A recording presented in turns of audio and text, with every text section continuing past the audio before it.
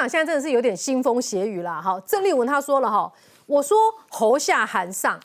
我支持韩国瑜，为什么会被党纪处分？我觉得很奇怪。好，这是郑丽文的说法。秦慧珠直接跟他讲了：“你闭嘴吧你先辞不分区立委再说吧你。好，现在让韩国瑜上，根本不是国民党的主流意见，你到底在讲什么？”那金溥聪今天在接受这个媒体的专访，哈，一共他说哈，郑丽文这种讲换候这种事情啊，就好像是青春痘一样，脓包一定要挤出来。金溥聪不得跟他哦，但是呢，金溥聪针对呛完再呛郑丽文说脓包要挤出来这句话很有意思我觉得这样是不是要处理郑丽文了哈？因为呢，这个联合报的会员版今天报道说有一名强力推荐郑丽文任不分区的蓝营金主。对朱立伦不满，对侯不具信心。金溥聪在访问当中3度讲哦，请大家来看联合报的会员版，内容很清楚写到后面金主是谁。所以金溥聪说，郑丽文讲一次就算了，讲了3次，目的不单纯。这边讲到说哈，要换侯友宜的2个路线，这2个路线呢，其中一个路线是以郑丽文为代表，这个郑丽文为代表的路线是要怎么样呢？要换侯，也要换朱。连朱立就剑指朱立伦了。另外一股势力呢，就是以傅昆萁这些地方派系为首，就不喜欢侯友宜，想要支持郭台铭，所以这2股势力不同。那么接下来哈，蓝营人士就说了，要倒朱的恐怕是郑丽文背后的力量，背后的力量是强力推荐他当不分区的，所以郑丽文当不分区未必是吴敦义。而是这位人士，因为你吴敦义要很多位置嘛，那开始就各方势力出来瞧了嘛。那么他是蓝营金主瞧的，那么蓝营金主其实选党主席的时候也有支持朱立伦啊，为什么这次又要把朱立伦弄下来呢？又2件事情得罪他。第一件事情是访美的时候两岸论述没有听这位金主的意见，第二件事情就是桃园市长在瞧的时候呢，朱立伦曾经请这位英文字母2个字的人来瞧，说我你帮我瞧吕玉玲好啊，结果一去瞧吕玉玲的时候，朱立伦又很不尊重他的，直接换了谁？张善政上场，就这样得罪他，所以现在要换朱。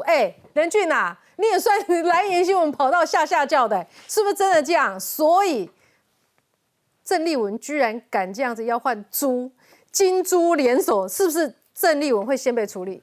郑丽文当然一定会被处理啦，他现在挂的就是青春痘的脓包要怎么？不是啊，你光看啊，连秦慧珠都出来呛说啊，不然你就退啊，退了你就没有立委的这个身份了嘛。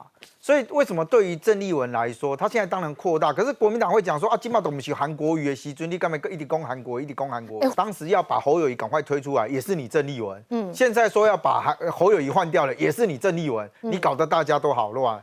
所以我认为金溥聪现在的做法其实很简单哦，他在切割。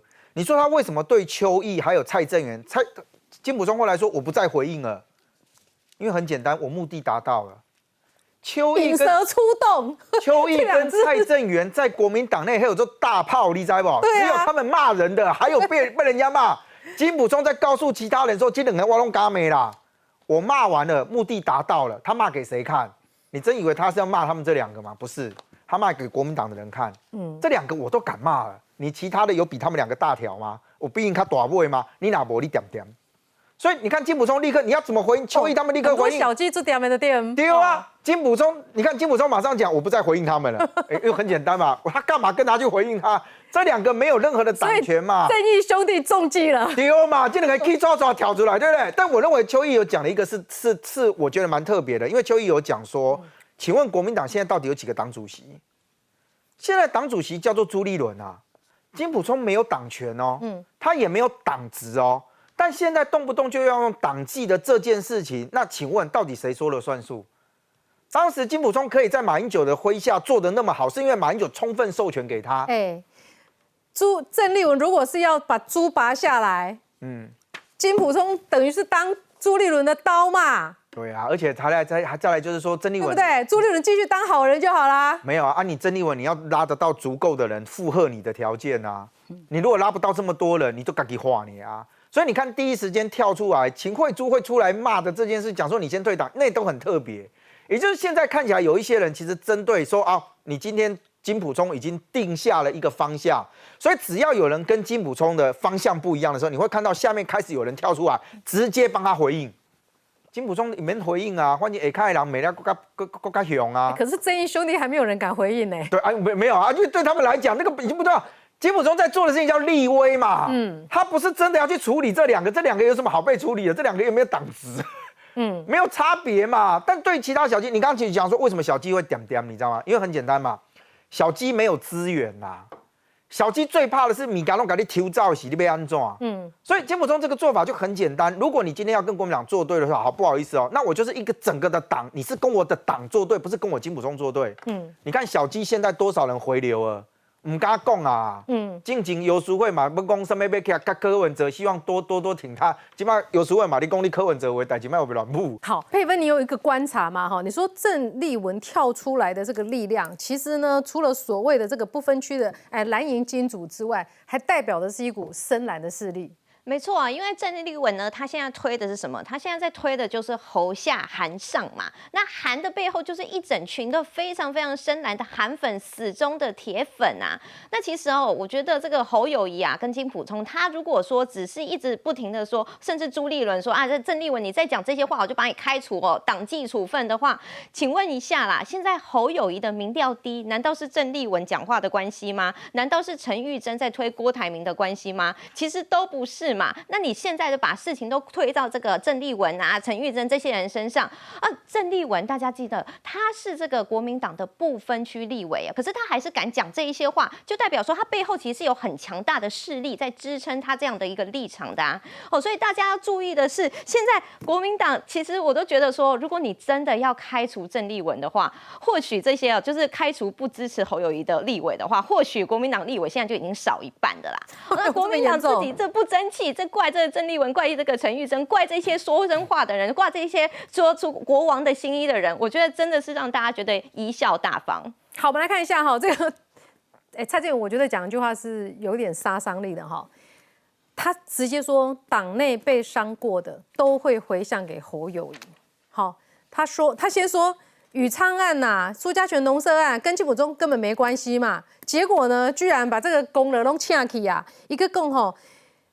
谈不上跟金溥聪有上面撩七腰弯啊，但是他提醒金溥聪，在党内被伤害过的人，这次都会回向给倒霉的侯友宜老师，倒霉的侯友宜。金溥聪是满族人、满洲人，所以人家是什么关外的骑兵啊，拿着大刀啊，这个骑射很厉害，会骑马，会射箭，所以我觉得不要小看他，说他金小刀，他现在是金巨刀、金大刀。而且我认为啦，现在朱立伦是把整个党，他虽然是侯友宜的总干事，可是我认为他的手已经伸进了国民党的党务了。因为我们知道嘛，今天如果把侯友宜换下来，不管是换成是这个郭台铭或者是韩国瑜，朱立伦这个党主席不用做了嘛，不用混了啦，你就直接下台了啦。所以为什么我们说郑丽文他们不但是要换侯，而且要拉朱，把朱拉下来，他们就一石两鸟。